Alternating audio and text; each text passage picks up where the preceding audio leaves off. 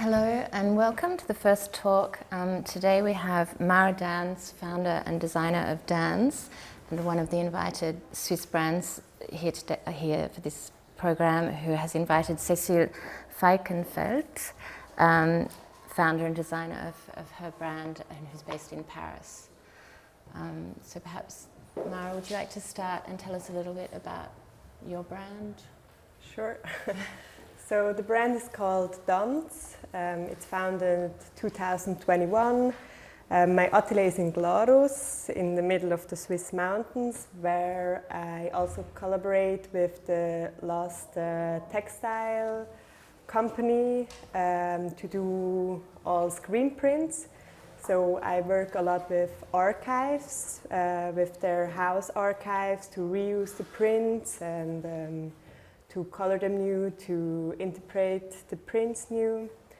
And so Danz is very joyful. It's a brand that tries to create with the environment around the brand awareness, like social awareness, but also awareness about sustainability. So yeah, I think that's like the main core of Danz. Okay, thank you. And Cécile, tell me about your activity. Hello everyone, wonderful that you are here.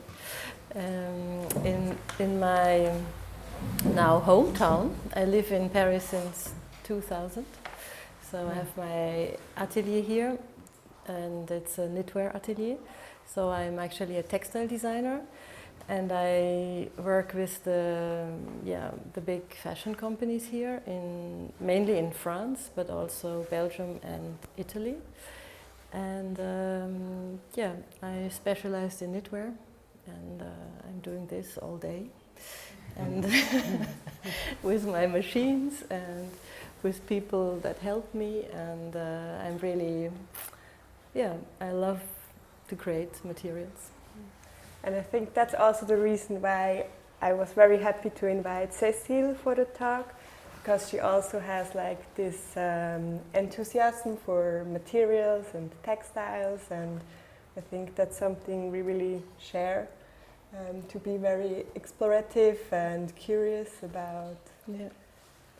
Yeah, that's really something we have in common. I mean, I discovered your work because you presented it for the Swiss Award. It's like 2 years ago now that you won it. So I was in the jury and I discovered that work, and I was overwhelmed by the colors you use, and also by the archives, as you said, and that you work with Mittelödi. That, of course, is for me as a textile designer also an iconic company from Switzerland. And that unfortunately kind of couldn't continue how they did, but they still exist. So I was impressed that you use this for your very modern interpretation of fashion. And I mean, for myself, I have to say that I love fashion and I love working with fashion, but still I never wanted to do it, because I thought it's really nice to have this, to step back and to have a look at it, and to be really very close to the making. So I'm a very hands-on person, and I'm not at all using computers, not even to get my machine started. So I use still my head and paper and pens and rulers and yeah, so we are very analog.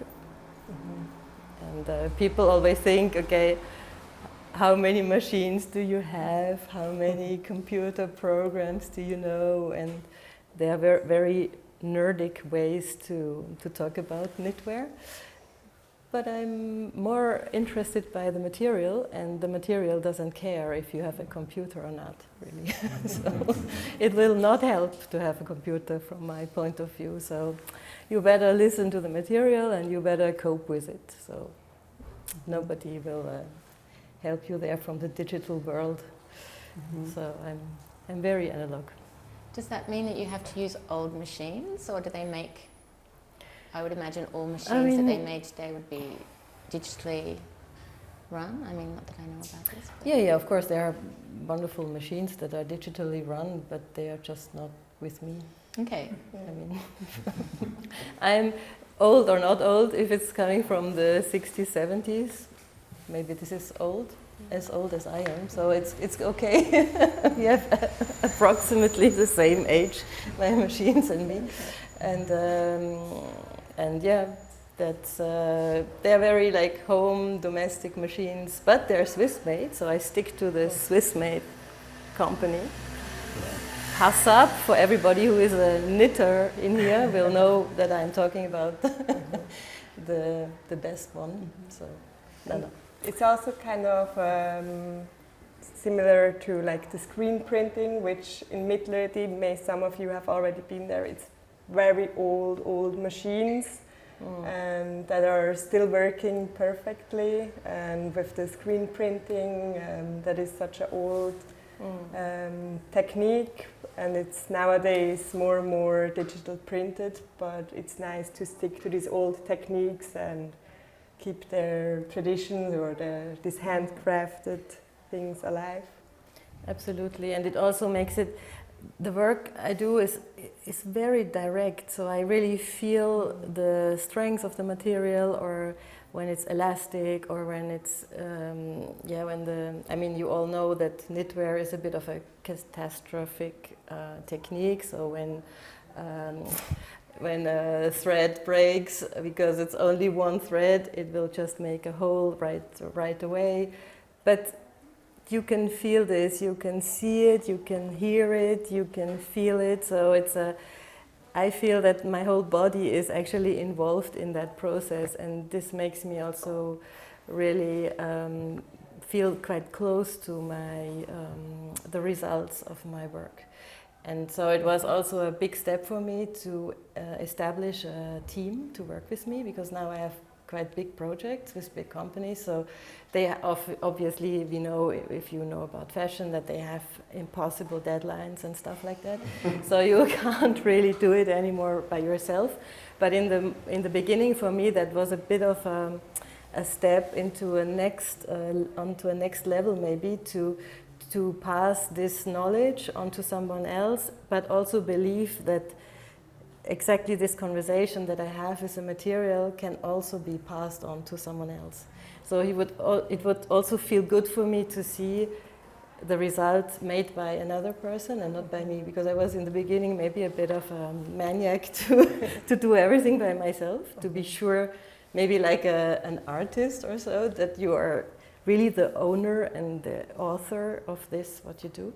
But then I understood, no, it's possible that you can teach this to someone else and even to another person. So we are growing also. I have now a beautiful team of, let's say, at least we are 3, and then we have maybe like 2 interns that come. So we are more or less 5 right now, which is a lovely group. And I feel like it's also nice that, because everyone, as knitting is such a body work as well. Yeah, it is. Everyone it's kind of a collaboration with the person working with you, because they bring their own strength and gestures into the material. Absolutely. Yeah. So for me, this is the way I love to work with fashion, because it's very, it's very intense and very direct. And it's never like just checking out. I mean, that is maybe what's the difference between us, I would say, that you're interested in the silhouette, so you really decide the proportions, and me, I'm actually happy to follow this. I'm really more like what happens inside. But then, of course, I make my materials are sometimes so strong that they don't allow everything. So a little bit influence is there from my material, because we can see that it's actually more beautiful when it's shorter, or we have to change also things when the designers want it differently. We have also to change the material so it actually looks still good. So this is a little bit my conversation with the fashion designer, that maybe they choose a material that actually doesn't match with the silhouette they present, because maybe the fabric I do, the knitwear I make is so heavy that really seeing a long dress so I have also to imagine this material that I haven't seen myself, only a small swatch. How would this react when it's a whole dress with the silhouette that we got? And then a whole communication starts with the atelier and with the chief of the atelier, with the head of the artistic director. So for me, this is a beautiful work to be with a technical side, in very much in exchange, but also with of course, the design team, and then this for me is a wonderful way also to learn a lot about my own work and how to make it that it really becomes a dress and then really walks on that stage and can really be seen as in the movement. That's fantastic. So we were talking, we met yesterday. I was happy to go to Cécile's atelier, and we were also talking about making things alive, and that's also something for me that is in dance, like that after the clothes are produced, after you made like all this material research and you make clothes out of the material you have designed, then it goes to the body, and you see a person putting on the clothes, and in the performance of the clothes being on a body, it comes alive. So there is the full strength of it developing and shining bright. Absolutely. Yeah. And Cécile, so you're Swiss, yes, but you work in Paris. Why did you make that choice? You really want to know? Maybe some answers from the public. I mean, why would you go to Paris? It's from Switzerland. I mean, let's say, maybe today the scene has a little bit evolved. I don't know. You have to also to tell me about this. Mm-hmm. But I can only say when I came out of school back in 1900, when we still used the pigeons to send messages, you know, like it was not a very welcoming moment for whoever was in textile or fashion industry. So I was, but I still stayed a little bit. So tried to do my little. Let's say accessory collection and within Switzerland, but I felt rather limited, I must say, to find a market, let's say, as simple as this. And I was not very keen to do another work to sponsor my work. So I felt it needs my whole attention to do what I want to do, and not to split me up into several slices of financing myself. So I felt that that I felt no future, I must say, in Switzerland, and I felt also not a big support. So I thought that I should. Also, I found it was quite lonesome just to be your own company and then just to knit behind a machine, to get stuff out of that machine, and then to run around to tell everybody, hey, don't you want to buy this maybe? So I felt a little bit like it is all a bit weird, because I think now I'm quite a good businesswoman. I'm also proud of this, and we can talk about this later, because you are also a good businesswoman, and you should be proud of it. We should all be proud of it, because it's not something bad. It's cool to live from what you do, and it's normal. Also, I mean that you are proud of this. But anyway, what I wanted to say was more like this lonesome process of being everything and creating and producing and distributing. Your own collection, I felt weird and also not very communicative in a way, because then you are just behind, it's like in a capsule. So I got that chance that I started theater actually in Paris. That's how I came here. Okay. So somebody kind of messed something up, so that was my chance to jump into theater without having done anything in that field before. But somebody thought that I was a costume designer, so I never said no, so I became one. And I kind of did this a few years, becoming also a set designer, because from costume design, I don't know if you have some connections, but at that time you couldn't really live very well. So I found, I found my wish to communicate, because in the theater, communication is all. I mean, the rest is just like, because you always have to kind of also sell your ideas and your concepts, and I'm a very conceptual person, so it was for me always quite clear what I wanted, but yeah, you have actors, you have the director, you have but then you have a text, and you have also a quite of a cool black box in which you can put your things, and it was very, very interesting. I did this for some years, and then I was exhausted. yeah, and I stayed. I mean, it was perfect to start here in Paris, to be in Paris, because I thought, okay, at some point, actually, I thought they will find out that I'm not a costume designer, so they will just tell me, hey, that was really nice to meet you, but just and then I thought, okay, at least I'm in Paris, so maybe profit from this. So that's how I started here. And Mara, what do you think about that, about how, where you are located? I can totally relate to moving to Paris. I lived here 2.5 years, also a couple of years ago. And but for me, it was always, or going back to Glarus, where my atelier is now, is like going back somewhere where my head can be quiet, because there is so many impressions all the time, and it's very creative work we're doing, and so I sometimes really need to shut down, go to the woods, go hiking, and this kind of clears my head from all the ideas I have.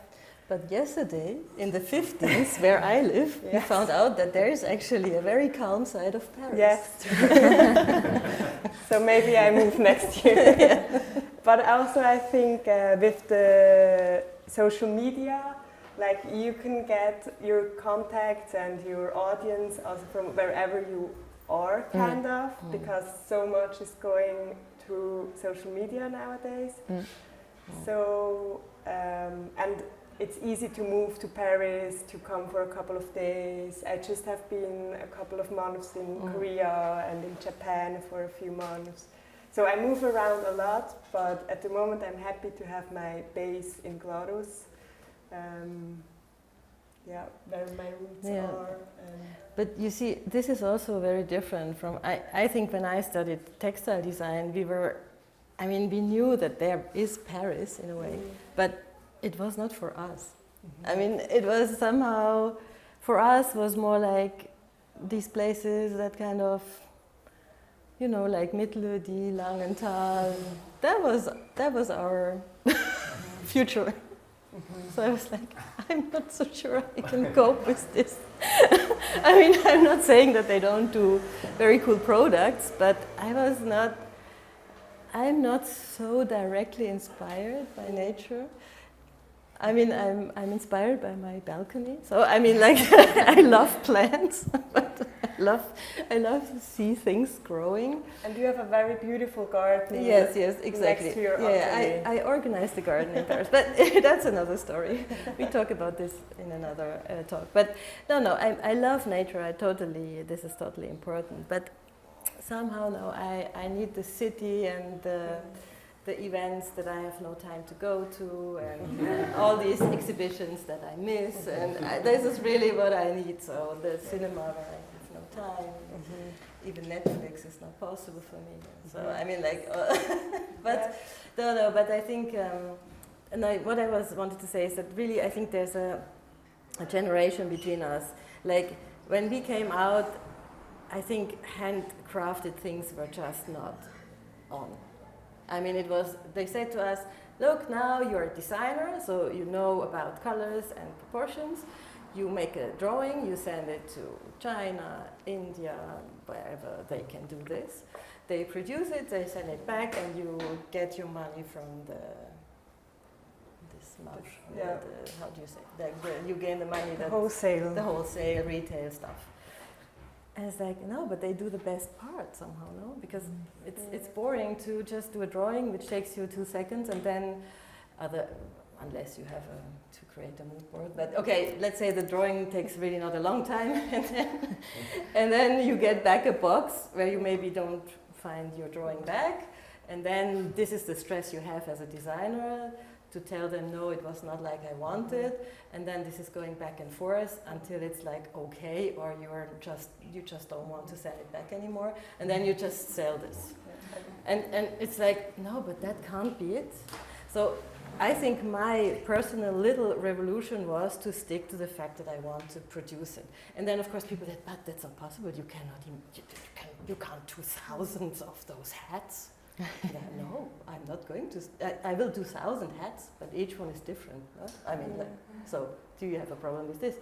No. So I mean, all these comments that are very irritating when you pop out of school. I mean, you really need all your energy to get rid of all these very professional comments onto your lifestyle and your future and so it's like really okay. Thanks for that. So I just stick to the fact that I want to be behind the knitting machine. So this was my little revolution. And this is maybe also the part where we get into sustainability.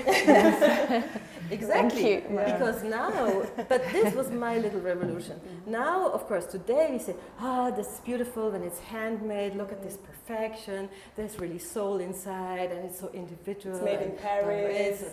Or in okay, glass. That's the talk of today.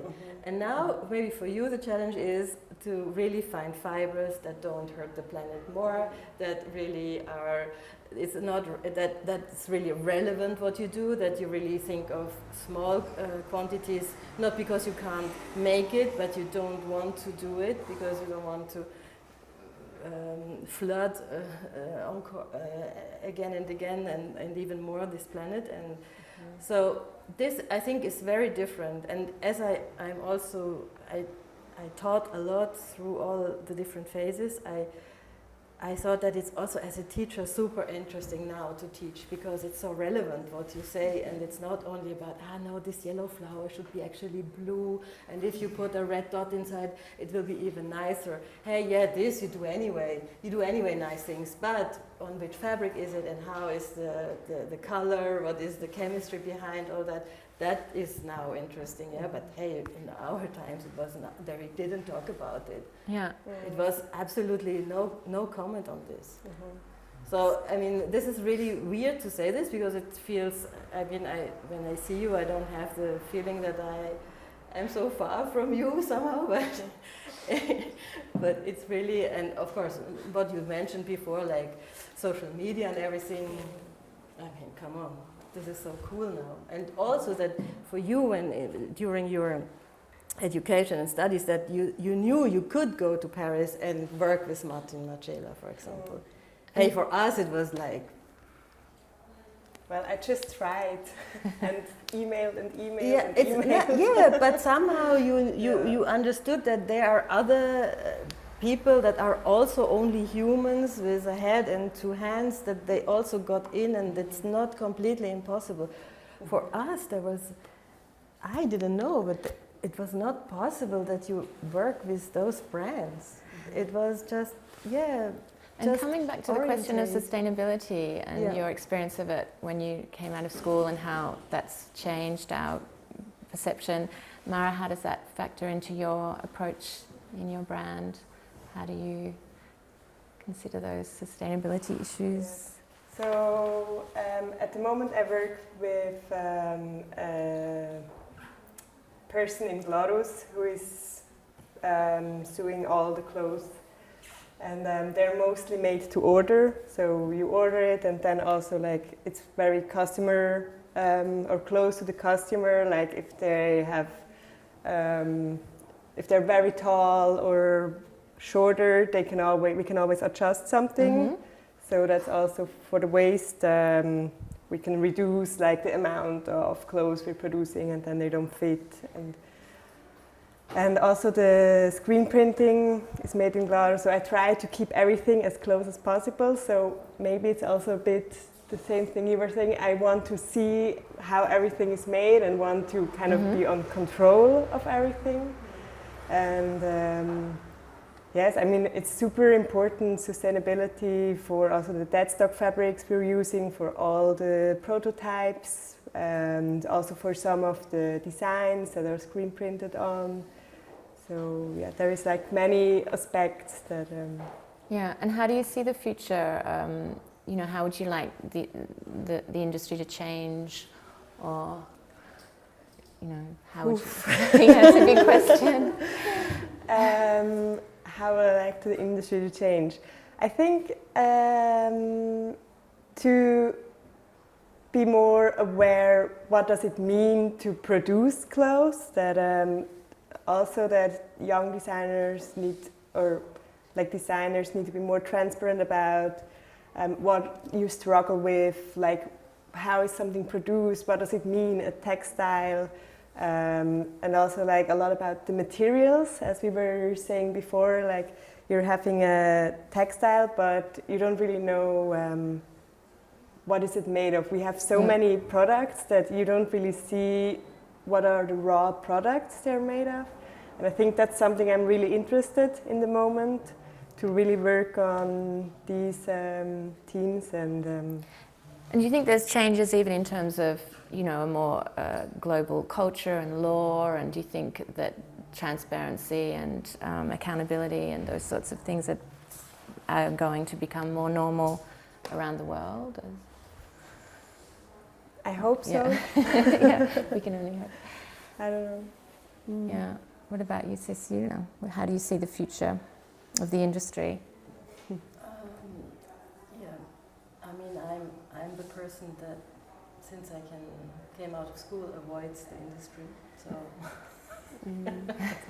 I never really. I mean, as you see that I do everything myself, makes me totally independent from the industry. I mean, not totally, because also, of course, I need to buy. Raw threads. materials. Yeah. That's for sure. But what I can say is that I think you have that in Switzerland, the Simral system. We have that in Paris. It's called La Réserve des Arts. I don't know if you know that. It's a super cool institution where all these super nice brands accepted to give their chute, you say, I mean their leftovers or their wrong fabrics or other things with mistakes, or just things they ordered but they didn't use, which is daily life in fashion, to that place. And yeah, and it's fantastic because you can just go there and buy that stuff from like kilo price. So it's beautiful quality. It's, for me, it's very inspiring. I mean, it's like a flea market of materials, and really the quality is very well, and it's very good, and it's also very well presented. I mean, it's an association, so they are like really giving all their time and love into this project to make it really bigger and to attract people, and it's really cool. And I must say that also I bring stuff from my side there. So for me it's also good because sometimes, let's say I have a huge couture project where we use, let's say, ribbons, which means I get boxes with ribbons, and we know all ribbons come on spools. I mean, normally on a plastic roll, no? So, okay, so I work, and I mean the boxes, afterwards they have the same size, or, I mean the volume is the same, the ribbon is not there anymore, but I mean you have all these empty spools. So I bring them to that place because they love it, because then either they use it again or somebody else who is maybe producing ribbons can put it there. So I mean it's really very cool for me not to throw something like that. That is a substantial amount of plastic also, I have to say, away. Because what can I do? Square meter in Paris. Hello? Can't stop that. I mean, for the day I use maybe 2 of them. I mean, I'm talking about 200 or 500 rolls. I mean, it's not, yeah. So that is a very cool place, and that's my way to to see also that I'm inspired by material that another person doesn't use anymore, and also I can give materials that I can't use anymore to that place. And I find that really very good and very also refreshing as an idea. But then for the other part is that, of course, I cannot use only sustainable materials, because otherwise I would have I should close down my atelier and start fresh from scratch, because we all know that it's not possible to change a little bit, like I mean, I have also clients that actually don't like to talk about sustainability too much, unless they just had a workshop on sustainability the day before I come to present my work. Then you're like, okay, what did you do yesterday? So then they're all kind of brainwashed in that other sense, but actually it doesn't really hold on very long, because then the deadline comes in and then everything is like possible, you know. Yeah. But I try, because I try to have a little parallel life, to work with younger designers who are really concerned about sustainability, and try to help them to make those materials that are often really difficult to handle and make nice. I try to give, with all my best knowledge, a new interpretation on materials that are very difficult to work with. So we have is this mean? I hope not. I don't know. I'm sorry. Anyway, so this is, yeah, that's a little bit because I think sustainability is not just like making it a little bit better for me. This is like, you should really from scratch just go for that. Otherwise, I think it's difficult. That's why I was insisting a little bit to say my little revolution was this, keeping the handcraft alive. Yeah, that was my work, to become a real craftsman and not to give it away, to send it away and then to get this back. But now, if I would start a brand, I would go only for I would just go with, I don't know, researchers. Just sit down with scientific persons and say, okay, what is it, what's happening now? What can we still do? I would be rather probably radical. But somehow I feel that was not my personal way. And now I just enjoy so much doing these iconic pieces that, to be honest, go into museums afterwards or are on red carpets. I mean, it's a one-off piece. So let's say maybe this is not like a sneaker going into the ocean at the end. I mean, these pieces will not be destroyed. They are too expensive. But and yeah, being an independent company in this global world, what relationship do you feel that you have with the fashion industry in a larger sense, Mara?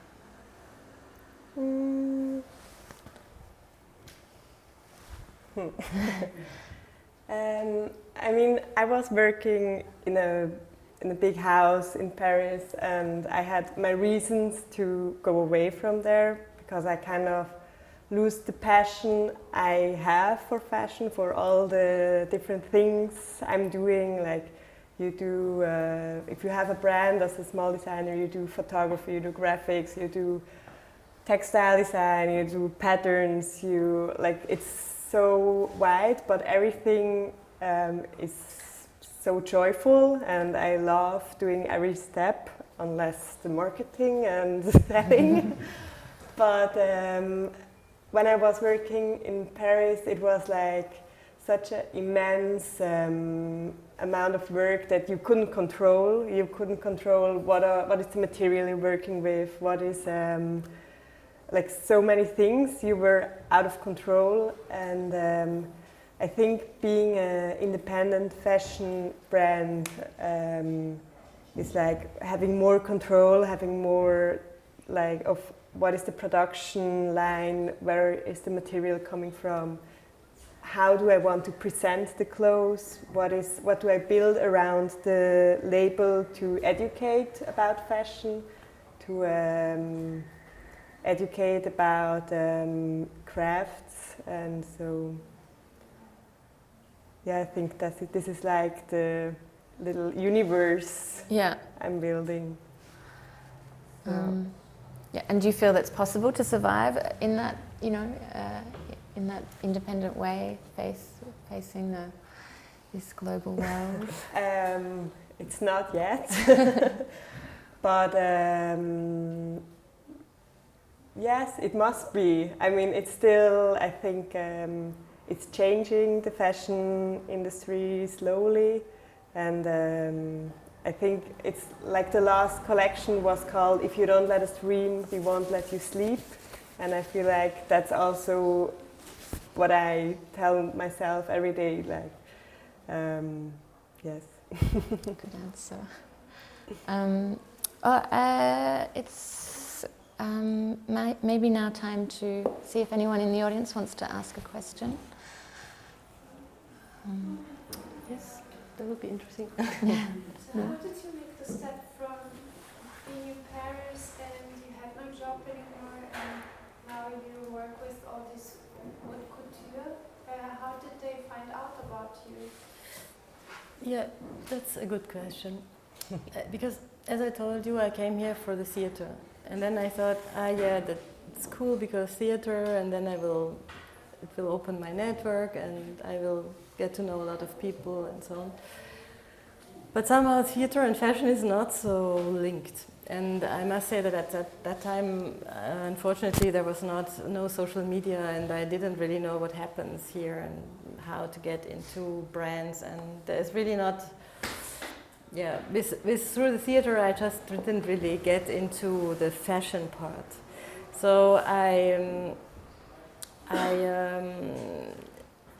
then stopped the theater because actually I founded a family, so I couldn't anymore. I had 2 kids, small kids, so I knew that this is like a little bit the end of this phase. But somehow I was also happy because I found that I had done a lot of things. So I thought, okay, having kids means that actually you don't have to do a lot because you just have those kids. So it's the perfect moment to actually get my own studio started. So I did this all in one go, and it was, of course, not possible because actually, when you have 2 kids, this is like rock and roll. So I didn't work a lot, but I had my studio, and it was actually my mental savior to always think, okay, and then if I had a minute, I quickly. So, and then I had this studio where I still am. You saw it yesterday. Now it's much bigger, but I had the first room that's in renovation at the moment. And I was sitting there and I had not a lot of things.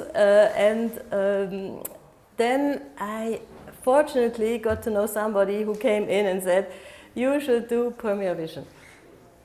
And Premier Vision, you know, it's the big textile fair here in Paris, international, really, really big.